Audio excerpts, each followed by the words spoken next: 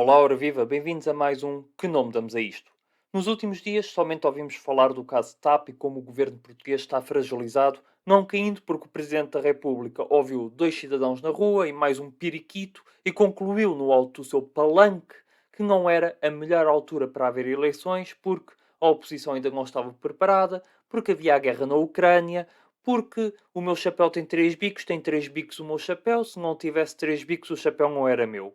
E tudo isto, mesmo que o caso TAP tenha trazido ao de cima a gestão, e usar a palavra gestão aqui é de veras irónica, da TAP, onde passava por reuniões secretas antes de audiências parlamentares.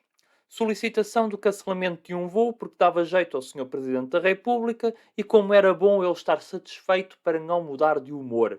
Reuniões com Fernando Medina, onde este solicitou a demissão da CEO da TAP e após a recusa da mesma, vem para a televisão informar em direto que demitiu a CEO da TAP, tal galante de telenovelas mexicanas. Foi tudo tão mau, mas tão mau, que quanto mais este assunto se prolonga no tempo, mais me passa pela cabeça os ministros, secretários de Estado, deputados, entre outras personagens neste enredo de Alentejo sem lei, dizerem isto politicamente falando. Porém, enquanto Portugal anda embriagado com o caso TAP, todos normalizam a pobreza que vai engrossando as suas fileiras. São inúmeros os casos de migrantes que são encontrados em condições precárias, mesmo que Portugal seja considerado pelo MIPEX como o segundo melhor país do mundo para receber e integrar imigrantes. Eu sei que parece uma brincadeira ou um estudo encomendado, mas não, não o é. O MIPEX avalia o índice de políticas ao nível legislativo e programas de integração que, em Portugal, são muito, muito, muito bons. Porém, ainda existe um enorme caminho a percorrer entre o que está escrito e programado e o que acontece no terreno. Portugal possui uma legislação de migração com mais de 120 artigos e respectivas burocracias que, para migrantes pobres e provenientes de países onde a língua portuguesa não é nem parecida com a sua língua, acabam por cair nas malhas de redes mafiosas organizadas que aproveitam estes longos processos burocráticos do Estado para atuarem. Em março deste ano, foram encontrados no município de Faro 132 imigrantes que estavam a viver em 6 armazéns e onde pagavam 100 euros por colchão. Segundo o CEF, os migrantes encontrados estavam dependentes de conterrâneos, sócios gerentes de empresas, prestadores de serviços de cedência de mão de obra para explorações agrícolas e que cujo o trabalho não era desempenhado de uma forma contínua. Ao que se pôde ainda apurar, o proprietário dos armazéns alugava os mesmos por 700 euros mês aos inquilinos que, por sua vez, enchiam de beliche e subalugavam os mesmos. Outro caso surgiu na Lourinhã, onde a associação Ajuda a Quem Precisa foi chamada para ajudar um homem que tinha sido visto a revirar caixotes do lixo na área do Sobral da Lourinhã. Quando a equipa chegou ao local, deparou-se com um jovem paquistanês de fraca figura, sem forças para levar a ajuda que recebera até ao local onde pernoitava. A equipa deu boleia ao jovem e, quando chegou ao local, deparou-se com um armazém onde residiam um total de 13 migrantes com diversas necessidades. Estes migrantes eram explorados e recebiam somente entre 30 a 20 euros por semana para fazerem uma refeição. Estes casos multiplicam-se por todo o país. E o caso de Odmira, o escândalo que foi Odmira, não foi um caso isolado e ninguém aprendeu absolutamente nada com ele. É necessário afirmar que não existem inocentes nestes casos de exploração de migrantes sem serem as próprias vítimas destas redes criminosas.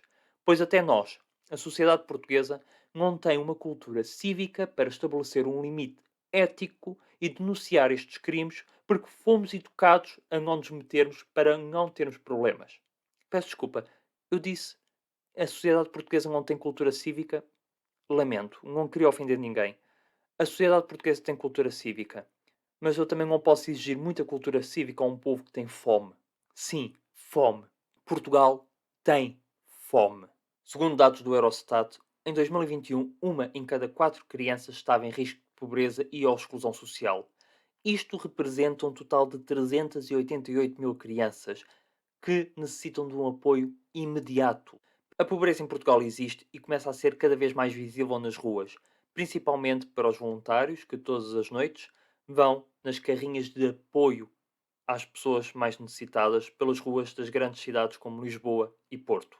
Cada vez mais, eles deparam-se com crianças sozinhas nas ruas que necessitam de apoio e de comida. Deparam-se com jovens que têm um trabalho e têm uma casa, mas cujas despesas são tantas, ou o salário é tão baixo que não conseguem fazer face às suas necessidades e a alimentação começa a faltar.